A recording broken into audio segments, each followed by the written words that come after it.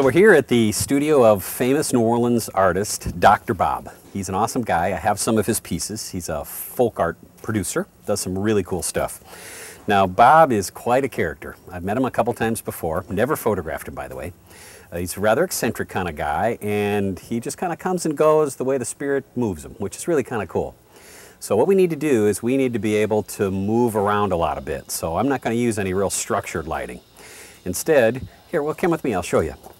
He's got a beautiful studio that has a lot of daylight coming in from a huge 15-foot door.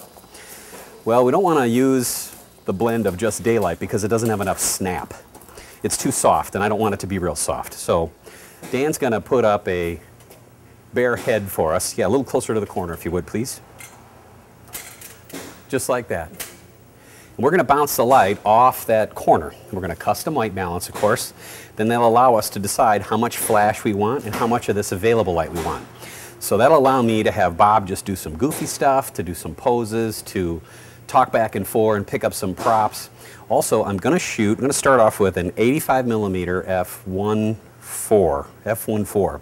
And I want to shoot it really close to wide open because I want a really shallow depth of field so that we focus in on Bob and whatever he's holding, and then the background's going to be really out of focus too. So let's take some shots and see where we go.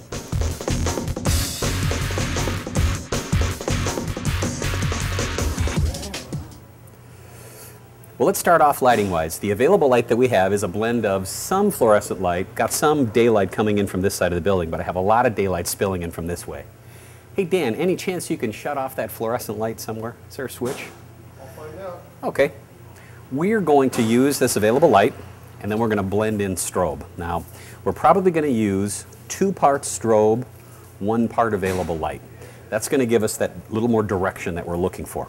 So at ISO 400, if we have Bob here, we're at f2 at 125th of a second.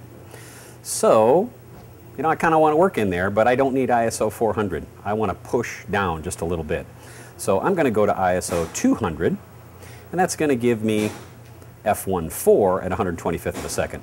So what I'll do is I'll power my flash up until it gets to f2.8 with the combination of the available light, terrific, and the flash. And that should give me what I want. So 125th of a second, f2.8 gives me 60% or so of my flash and 40% of the room light that's here. My first meter reading is f5.6 at 125th. That's way too much power, so I'm going to dial down that flash pack from the Skyport that I keep on my belt.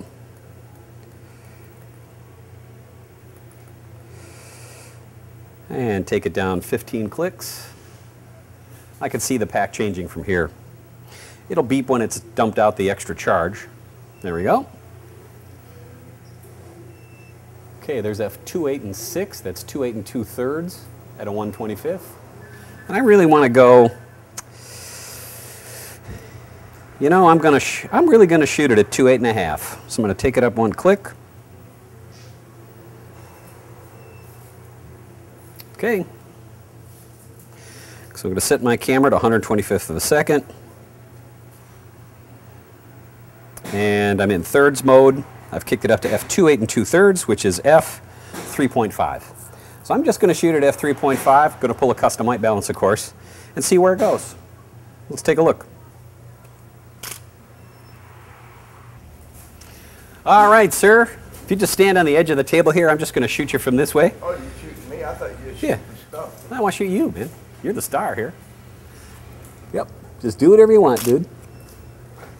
I'm surveying the damage of actually walking in here after 2 weeks and realizing You've been gone for 2 weeks? there's a lot of shit thrown around. Got looted, somebody got up. No. Well, This place? they went through all my clothes and refrigerator All right. cabinets, dumped them all out. And all the ladies, it doesn't look any, It's pretty gutsy after Katrina. They knew what a place of harm is. and it's a tire shop, which I'm sure you may have shown them. No crack selling, no cat selling, no loitering, the facts. I saw your sign over there that says this is not a crack shop.